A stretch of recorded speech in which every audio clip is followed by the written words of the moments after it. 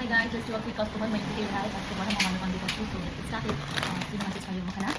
Ayan, so chicha yung buka sa bagsa ko lagi. Next we have this right for breakfast, and then we have peanut butter, and then we have this seasoning all-purpose, maggi lagi, almonds, भयो त्यसपछि यो peri peri sauce यो चाहिँ एकदम मिठो हुन्छ मासुमा खानालाई, पनिर अनि